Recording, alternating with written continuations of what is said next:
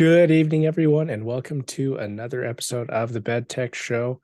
This is episode number 19 for us. So we're plugging away. We're your hosts, Moving Ben and up. Ethan, and we're going to be sharing some of the latest tech news here at bedtime. So to get started, we're going to get started with ChatGPT and the boom of AI written ebooks on Amazon.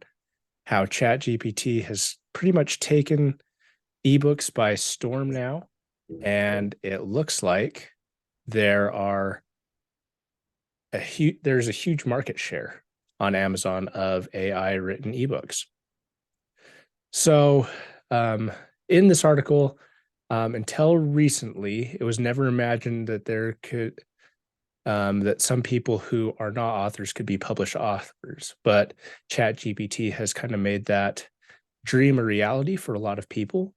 And a lot of people have been able to figure out an opportunity of creating ebooks and selling them on Amazon. And now it seems like Amazon is becoming saturated with these AI written ebooks, as in addition to the actual artist generated content there on Amazon. So generally, it seems like the Kindle store has been selling these for about $2.99 all the way up to $10. And while it not be may not be much, it has inspired a lot of other people to start creating more ideas and putting out more content to generate a lot of revenue. And I think this is pretty interesting, and I wanted to get your thoughts on with this and how you think this is going to shape the way that people consume literature. Yeah, good question. I I in the past I was looking on my phone to see where my notes were on this because in the past I've wanted to write kids books and I still am going to do it. But when Chat GPT came out, it was like, oh my gosh, why am I not doing it? And now I see this, I'm like, well, maybe it's a little too saturated. But then I thought I still want to do it because it's my ideas of what the book's about. But back to your question of how this is going to change literature absorption and how people digest literature, I just think there'll be a new genre created, AI generated, or predominantly AI generated.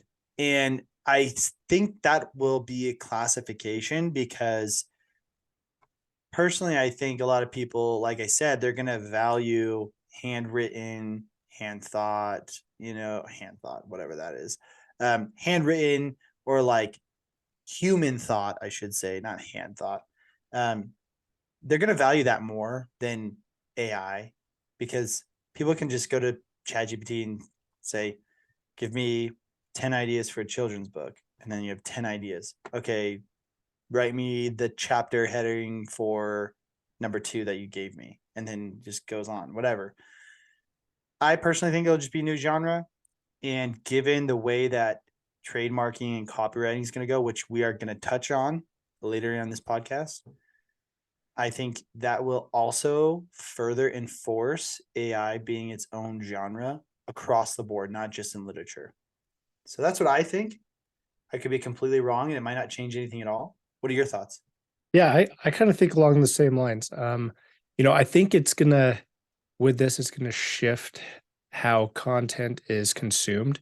Now, it's gonna kind of be how fast food was in the food industry, where it Mm, really shifted how people consume food, and people were just in it for not necessarily the quality of food, but just the amount of food for what they could get at a cheap price. mm, Um, Now we've kind of seen a little bit of a shift where, people will still consume fast food, but they also do enjoy more fine taste. In addition to that, it's just another way of that. And so I think this is going to be the kind of the same thing. You're going to see a lot of people really getting into wanting to just have what they can get their hands on as quickly as possible for as cheap as possible.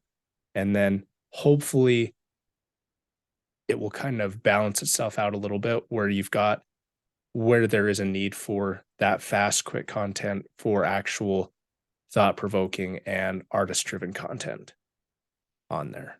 yeah, I agree. And I think it's because this AI writing and everything is pretty young. I think it's very similar to the coming about of CGI in movies. And like I said, I think people will see the value between AI written and human written. And similarly, how when CGI came out, I don't think my eyes noticed, at least the same extent as they do now, the difference between a real life action scene versus a CGI action scene. And now I can tell, like, okay, that's clearly CGI. That's pretty obvious. That's CGI. I think right now people are too young to know what kind of copy AI is pumping out and what kind of stories AI is pumping out. But as time progresses, I think people are going to be like, this is a really simple story.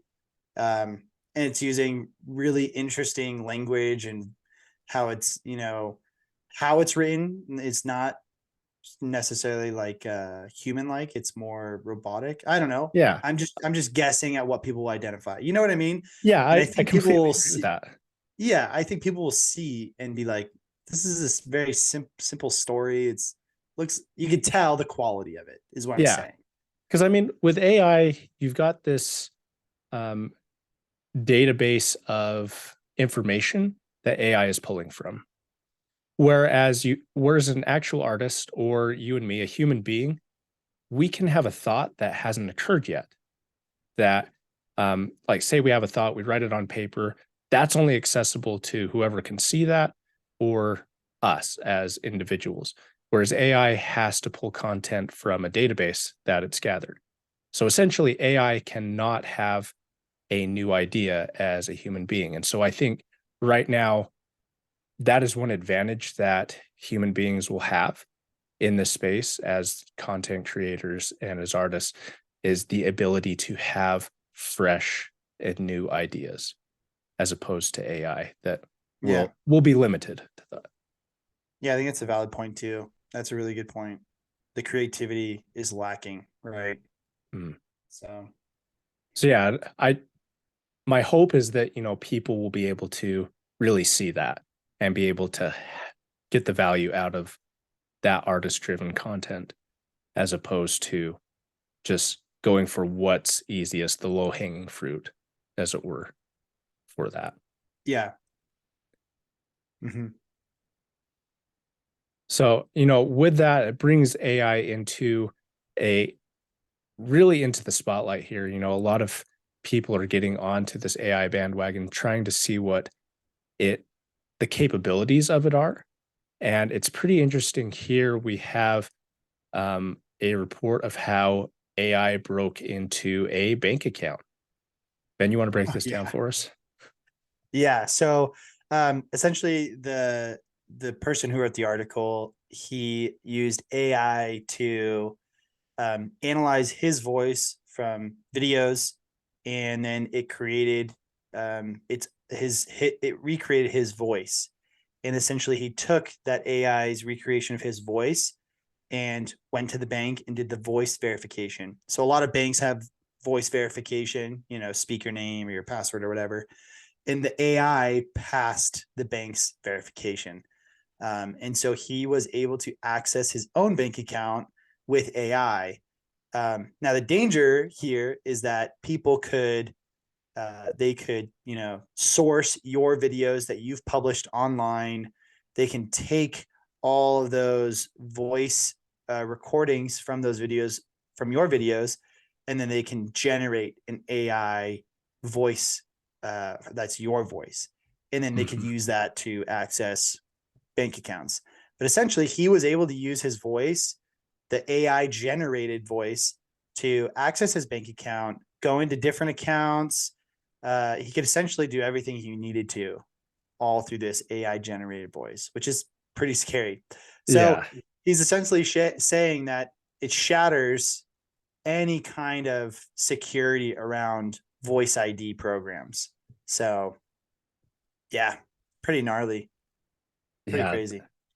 That is pretty insane.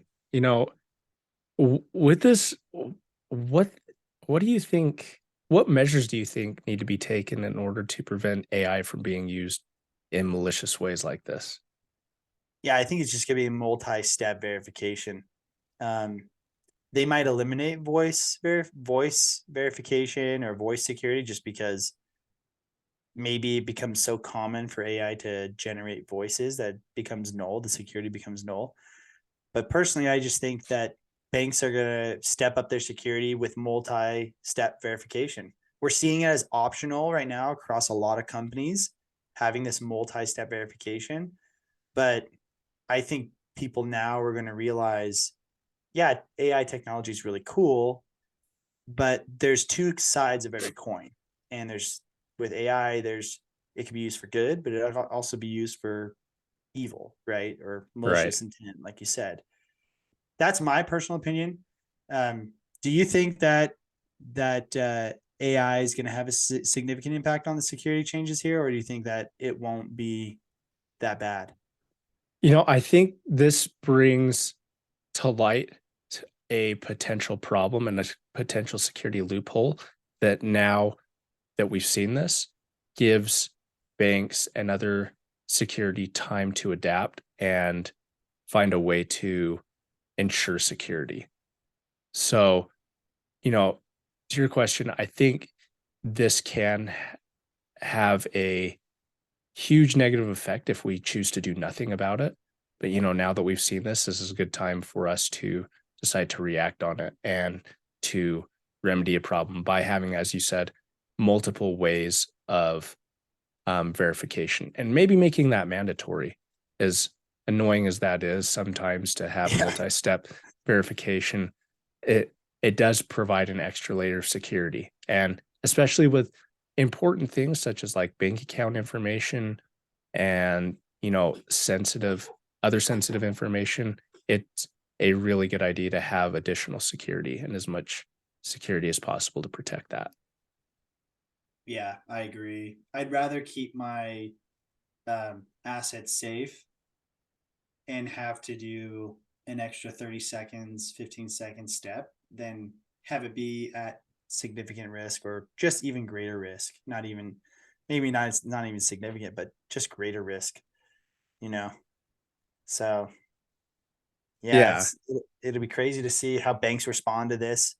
I wonder if people will take advantage of it. There's always that delay. There's a learning curve, right? Yeah. Do you think there's some risk there? Do you think people will try and take advantage of this? I think there is some risk. I think people are going to try and take advantage of this, but now bank security could look at this and say, okay, well, let's use AI to try and combat this. Um, Hmm. see how Fire with we, fire. yeah, see how we can use AI to fight against itself with that. Yeah, that's fair. That's So, fair. I really think that, there probably will be malicious intent. I mean, somebody looking at this is like, oh, I'm going to try and steal somebody else's bank account information and Yeah. try and do that because there are people out there, unfortunately, that just want to see the world burn. Yeah. To, Yeah. to quote a good movie, but Yeah, exactly. um, so I really think it's up to security teams to really react on this quickly, and hopefully it's not too late. I agree. Yep. Fingers crossed. Speaking of reacting quickly, it seems like the U.S. Copyright Office has taken action against copyrighted material and what is copyrighted from Midjourney, copyrighted AI generated images. You want to break this down for us? Yeah. So there was a comic generated, Zarya of the Dawn, and a lot of the pictures are from prompts given to Midjourney. And so Midjourney produced these images. And initially, the comic was able to obtain copyright, but then it was partially taken away due to the fact that these images were generated by Midjourney AI. And it says here, um, the Copyright Office cites previous cases where people weren't able to copyright words or songs that listed non-human spiritual beings. Um, but sorry, that was actually the wrong place that I was looking. But essentially, the Copyright Office is taking away partial copyright due to non-human generated content. And so what they're saying and establishing here is that AI generated content that you create cannot be copyright. And that's pretty big, because a lot of people are doing that now. We see in these short stories, like if it's AI generated, it's not copyright, and people can use that story for other things. So, pretty interesting. This is going into unknown territory, I think, and this is breaking into a whole new realm of laws and regulations. And we started talking about this last week and even the week before. So we're starting to see it already. Yeah. It's pretty crazy how fast this is going. Where do you think this will go? Do you think the Copyright Office is going to hammer down further and say it's even going past images? Or do you think the Copyright Office will reevaluate and take a step back? Ooh, that's a great question. If they do hammer down, it's going to be extremely hard for, in my opinion, I think it's going to be extremely hard for them to determine what is content or what may be AI generated content. Mm. And so I think that because of that, it's going to force them to try and take a step back and really reevaluate the landscape and how this is going to be handled for the future. I mean, right now, the article does state that there has been precedence in this as to why this decision is the way that it is.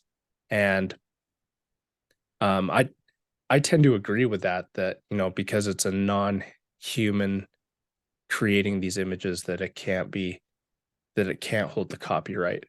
And that also because, if somebody's claiming to be the author of that because they had an AI generate this, that they can't claim the copyright of this either. So it gives artists a little bit more protection, and it gives um, people who are generally creating good ideas and their own content as a way of more protection, in my Yeah, opinion. What are your I can thoughts? I can see that. I'd like to play devil's advocate here. Oh, Okay. go for it. So here we have someone who prompted Midjourney to create some images for them that they thought was applicable for their comic, and then they made some minor edits and details. All of that was thrown out by the Copyright Office, and they said, nope, still not human created. What's the difference between prompting AI generated images versus going to Fiverr or Upwork and saying, hey, I have a comic. It's about a girl going on an adventure. I like her to be olive skin, dark hair, blue eyes. Can you generate that for me? Sure. But instead of taking, you know, 10 seconds, it takes 10 days. And it's human created, right? Mm. My devil's advocate is like, where's the difference between prompting a freelancer to create it versus AI? Because that freelancer, usually when you get something created for like your business or your whatever it is that you're making, usually they hand over all rights to you and then you can copyright it. Yeah, they would have to release that copyright. Um, so I would say to that argument, the Yeah. difference is with AI not being an actual human, they don't have the ability to release the copyright to you as the one prompting.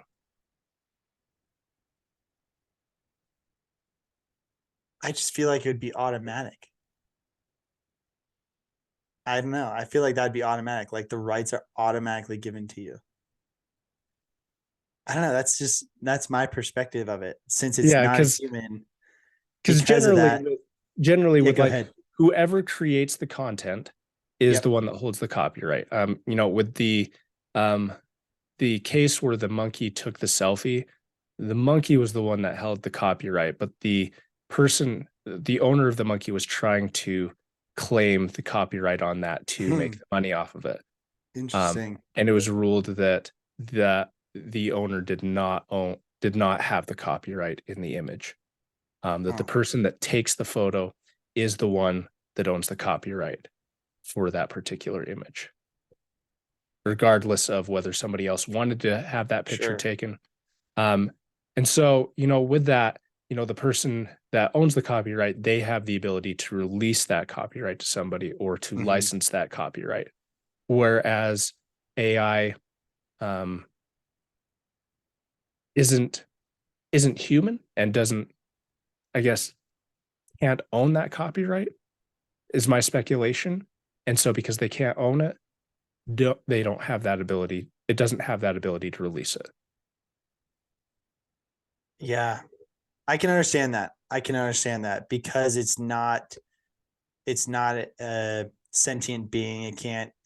Like it can't logically think about its own copyright and say, I generated this, I need to give it up to the person that's purchasing it.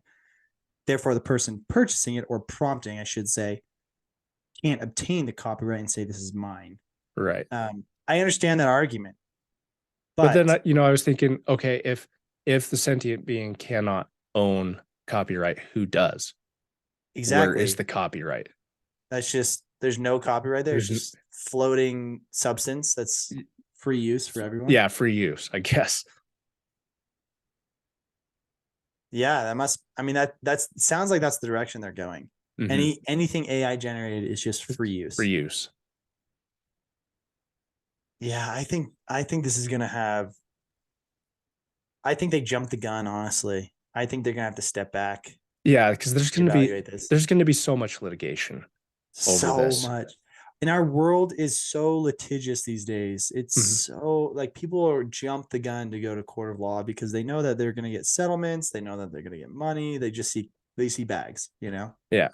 Because I see like big major companies such as Walt Disney leveraging AI to help in the material that they produce to continue to stay on the edge of content that they are. And so, when you introduce AI into that, um, with how litigious Walt Disney Company has been in regards to copyright and intellectual property, that's just going to further this. And I think there's going to be a push for non-free use for AI generated I agree. content. I agree 100%. I also think it will cause further laws in place around clarification of copyright law. What's copyright? Is the character copyright? Are the clothing copyright? Is the vehicle they use that's a really popular vehicle? Maybe they ride a really cool skateboard or like a surfboard or a bike or scooter. Is that copyright? That Or is design? the prompts, just the prompts itself? The prompt. Is that copyright? Like, I yeah, because I would say the prompts would probably be copyrighted because they are created from yeah, human created. that's true. But I don't know. That's so difficult because that's just kind of like free speech, you know? Like Hmm. anyone can type anything they want. And we're gonna copyright sentences now, questions. I don't know. I mean, I understand like copyrighting like phrases and mottos and mission statements, things like that, but prompts, that's yeah, this is gonna get so complicated. Yeah, because I would say like if it's a general prompt that anybody would use, but if it that probably wouldn't be. But if it's like a very specific prompt that somebody created to get a very specific image or specific thing, that that might go into the realm of being copyright. Yeah. Yeah, it's crazy. It's so crazy. Yeah, prompts going into copyright. And I was just thinking of like trademarking because prompts becomes language, right? Like Hmm. language that generates literature, visuals, artistry. I I don't know if prompts would be under trademark or copyright. It sounds probably more like copyright because that's more on the creative side. They could It's still not be like under trademark too. I mean, there have been, both. yeah, there have been organizations that have been so bold as to try and copyright the word "the."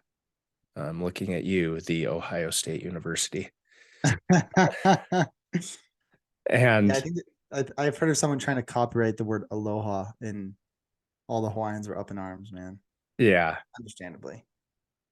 so you know, depending on what is already in the public domain or what is already out there as trademarked, that it could that could prevent a future trademark from going in with these prompts. And so if there's something similar already out there, then trademark would not be a viable avenue to protect that either. Yeah, man, it's just getting more and more complicated. I love AI. It's really cool, but I would not want to be on the law side of this. This this would be difficult to do. Oh, I think this kind of excites me, and it kind of makes me want to get in the practice of AI litigation. AI litigation. Yeah. Yeah. I mean, it's gonna be pretty lucrative, Mhm. especially in the early stages, you know? Yeah, for sure. So, well, crazy stuff. Crazy stuff Yeah. going on. Can't copyright from Mid Journey. So interesting. But speaking of content and how content is going to be more widely accessible to other people, it looks like YouTube is going to let creators add multi-language voice tracks to their videos. And when I saw this, I thought this was pretty cool. It looks like they're going to be that viewers are going to be able to start finding more videos with audio in their native language. And Yeah. YouTube has launched a new feature that gives creators the capability of adding voice tracks with new and existing content in multiple language. And they've been testing this for the past year and is now expanding this feature to make it more accessible to thousands more. Yeah. Pretty cool. And they mentioned Mr. Beast in this. And understandably, because I think like a year or two ago, I saw um maybe it was even more recent than that. I saw a podcast or a video of him being on a podcast, and he's like talking. He's like, yeah, like I get like millions of views every day, but it's all in English. And he's like, only like a small percentage of the world speak English. Like 7% of the world speaks English. And he's like, I'm missing out on like over 90% of people that could potentially watch my videos. So Mr. Beast started getting people to dub over his videos manually. And the guy in Spanish, the person who does his Spanish videos, also does the Spider-Man cartoon Spanish dub. Oh, really? And so everyone would watch it in Spanish and be like, why does it sound like Spider-Man? Like, why does Mr. Beast sound like Spider-Man? And it's because they got the same voice actor to do his as the Spider-Man one. Oh, But that's it funny. sounds like they've been testing it with Mr. Beast to just have it automatically done with different language voice tracks, which is awesome. Now, this coming out to YouTube creators is phenomenal. You could be listening to us in this very moment in Norwegian or in Yeah. Japanese or in Spanish. But anyway, I think it's really cool. It just kind of opens people's eyes to the fact that there's a whole world out there and your language isn't the only language. And I think a Yeah. lot of people forget that. A lot of people forget that there's millions of other individuals who do not speak your language, but they still might want to absorb and digest your content. Yeah. How do you think this is going to change the landscape of media and entertainment on a global scale? Ooh, I don't know. I don't know. I think the reach could potentially be farther for creators, and in in a way, it makes the world smaller. Um, because say for example, Mr. Beast, people who only spoke English really understood his content, people who didn't speak English could still watch his videos and be entertained by his videos, but maybe not as connected. But now if I think people can now relate more to creators because it could be in their language and they can understand them more. And as a result, people all over the world may know the same creator and be connected and feel connected to that creator. And so in a way, I think it'll make the world smaller and in a way maybe make the world more connected because people will share common interests. Um, you travel overseas. You and I both have traveled overseas, and if you don't speak the same language as someone, you try and find any kind of bare minimum connection, like Yeah. Coca-Cola. Oh, Coca-Cola. I love Coca-Cola. Like chocolate. You like chocolate? Chocolate. Yeah, chocolate. Like boom, instant connection. Like there's levels of trust based Mhm. on levels of connection. And I think this could just be another thing that people connect over. So I like it. I think it'll be good. Yeah, What are your I agree. thoughts? I think it's gonna be great as well. It's gonna allow people to have more cultural understanding of other parts of the world, Yeah. and being able to view content from another part of the world that you would not otherwise understand, but be able to view it in your own language will help you gain a greater understanding of that. And, as you said, make the world a little bit smaller, help us to become more connected, find those connections in things that we wouldn't otherwise have. So I think this is a huge win and a way for people to reach other parts of the world that may need that content or may that will also have be able to understand the value of that content now. Yeah, I agree 100%. This is a great move for YouTube. Probably a big technological feat, but pretty awesome. Yeah, and once it becomes wide scale for everybody, I think it's going to be such a such an awesome tool for everybody to use. Do you think this puts voice actors at risk? Ooh, Or even just let's take a step back.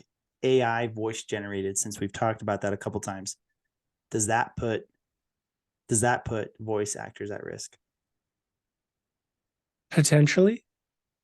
However, I think that if voice actors can learn to adapt to it, I think it won't be they won't be at risk. Hmm.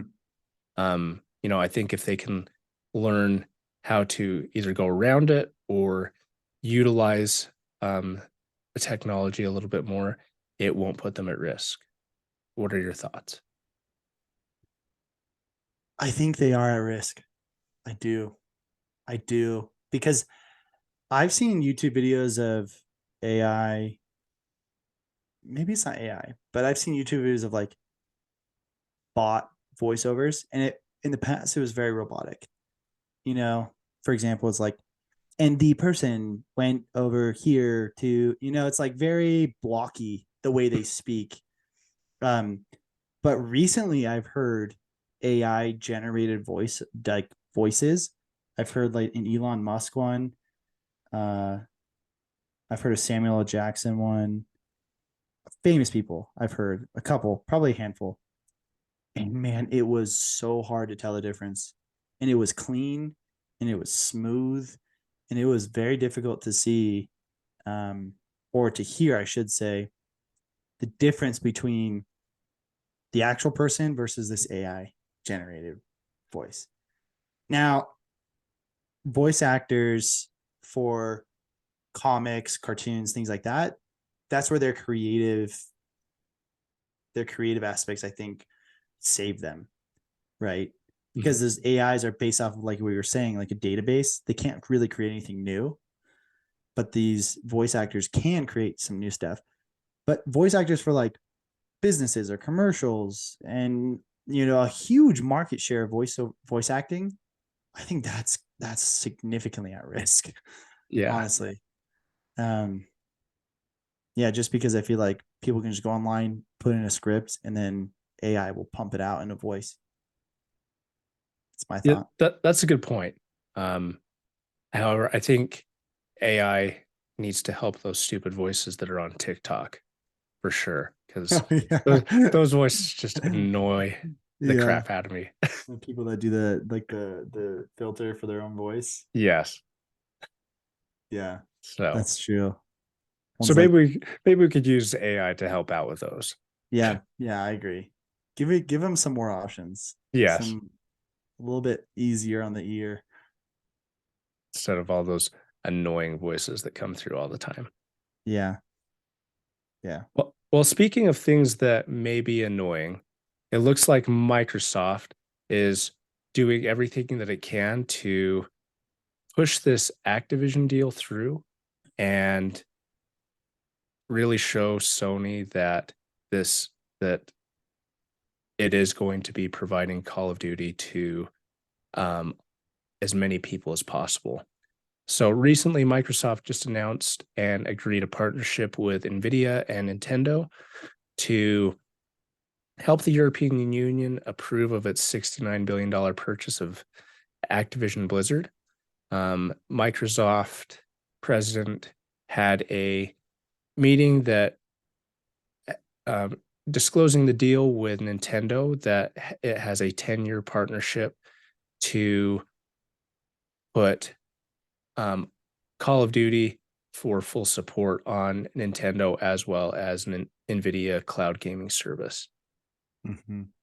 And it reveals that the deal has been finalized for 10 years and Call of Duty will be on the Nintendo platform once the merger with Activision is complete.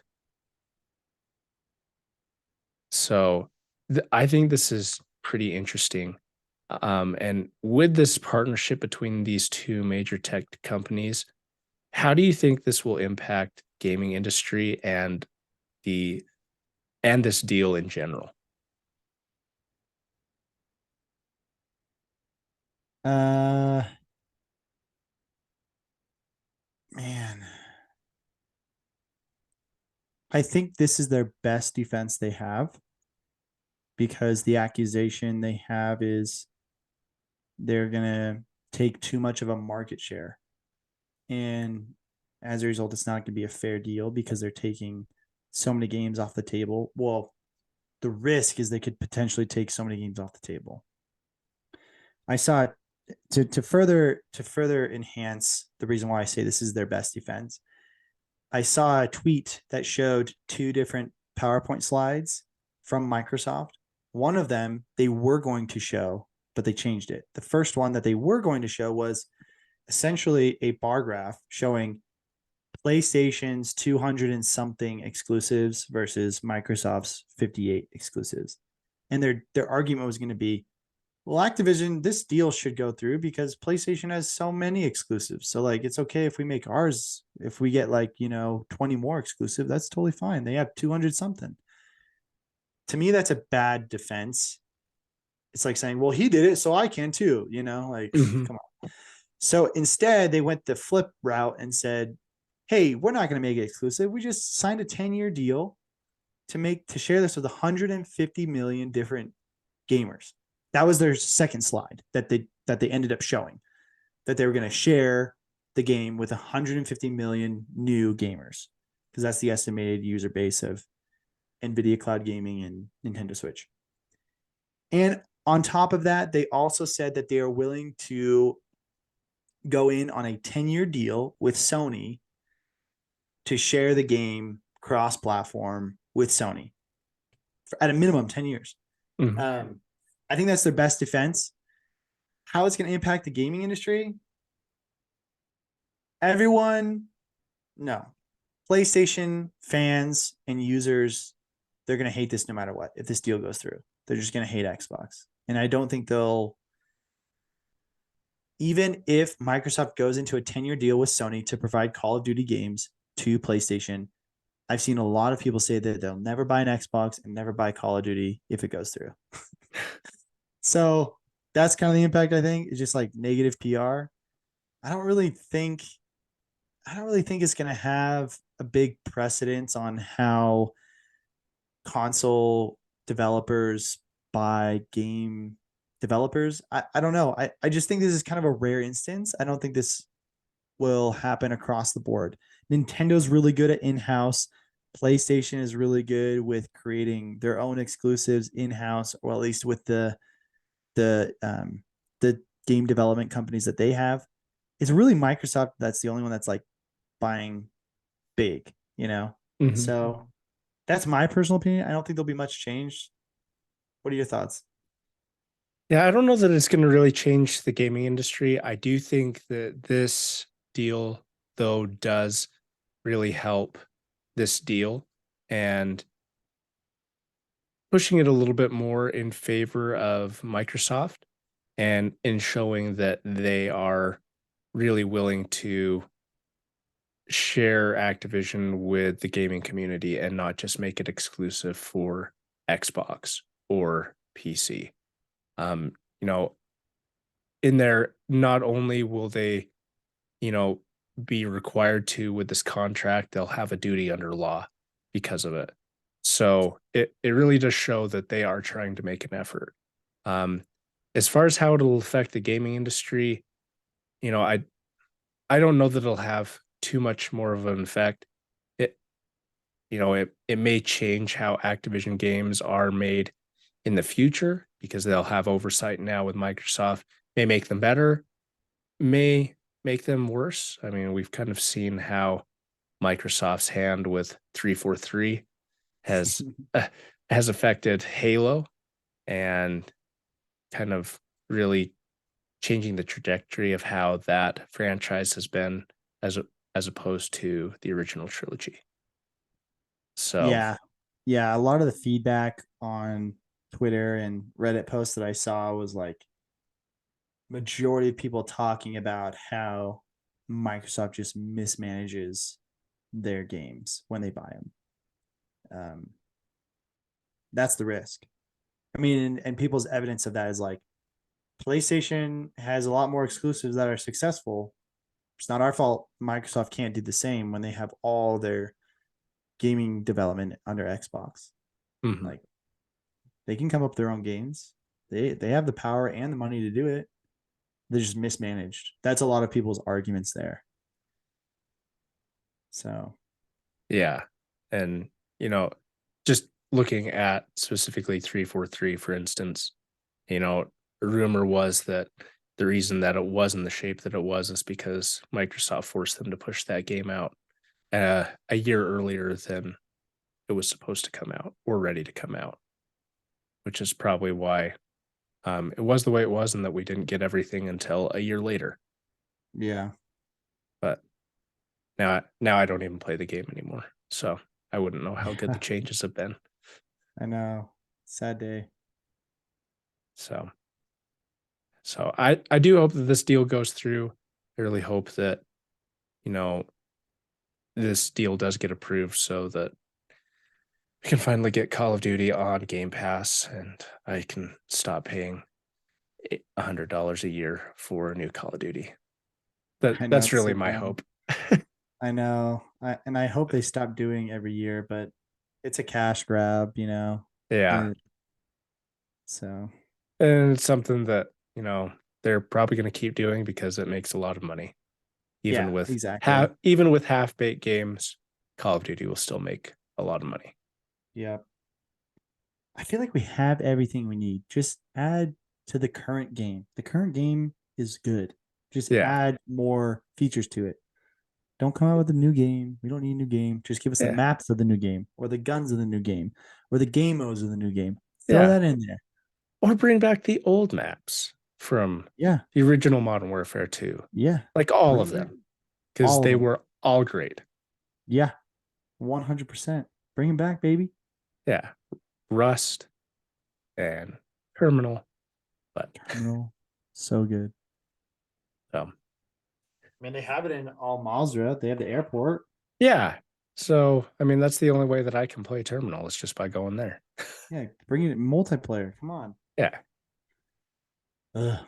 Well, speaking of things that are going to that have enraged consumers, looks like the Netflix password sharing is not going well for Netflix. Good. And in Netflix's recent move to clamp down on password sharing, is pushing customers to reevaluate their subscription.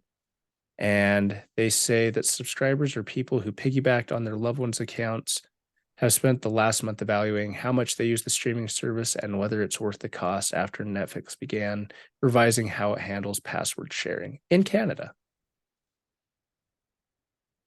And it looks like, there have been a lot of pushback. And I think this is great to show Netflix that, if they've gone on this long with essentially sanctioning password sharing because they allowed it in the beginning, now making this change and expecting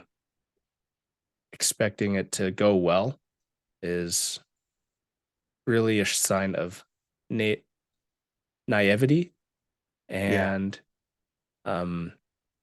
it really makes me think of, what balance they need to have.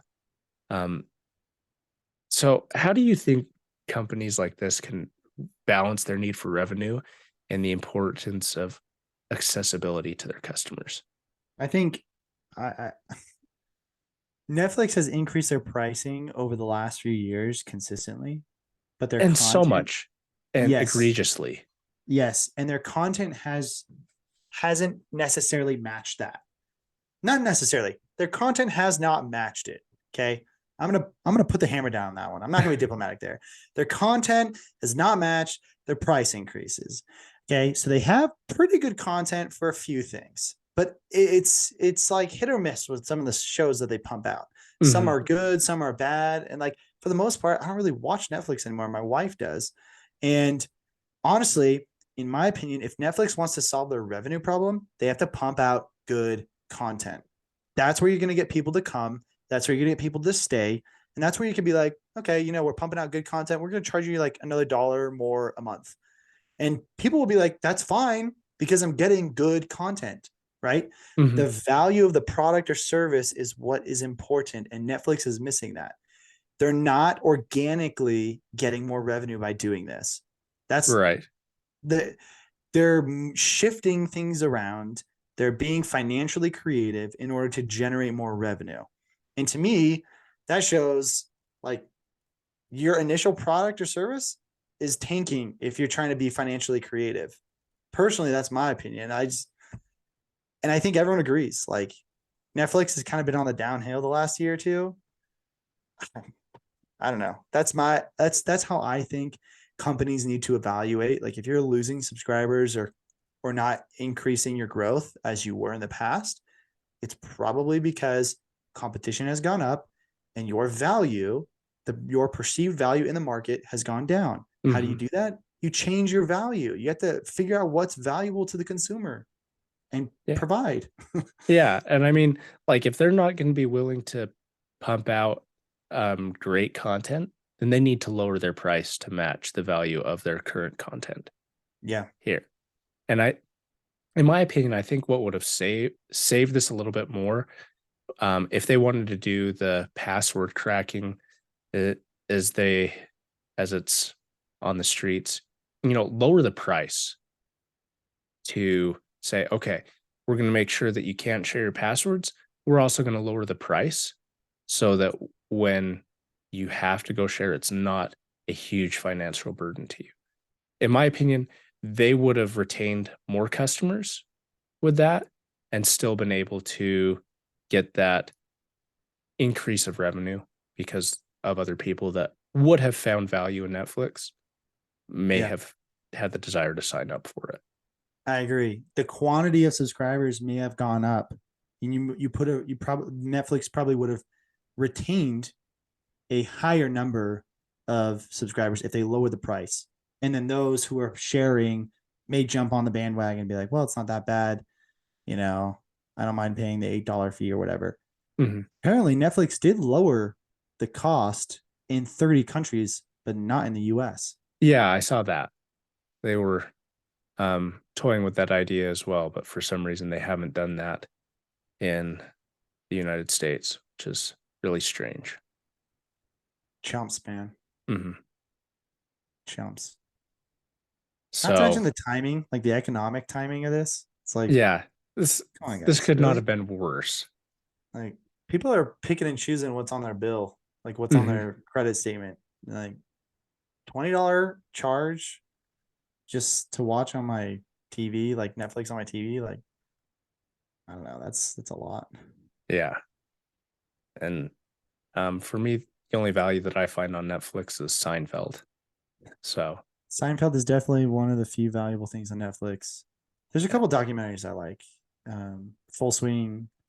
What do you call it? Drive to Survive, the Formula One. oh, There's another one, the tennis docuseries. That's pretty good. That's what I heard. My wife loves the believe it or not, this is rare for women wives to enjoy the murder mysteries. The murder mysteries. My ooh. wife and all of her friends, they're obsessed with these like murder mystery shows. My wife's obsessed with them. That's what she watches. And yeah, all her Guilty friends. pleasures. Y'all have to have Guilty them. pleasures. Yep.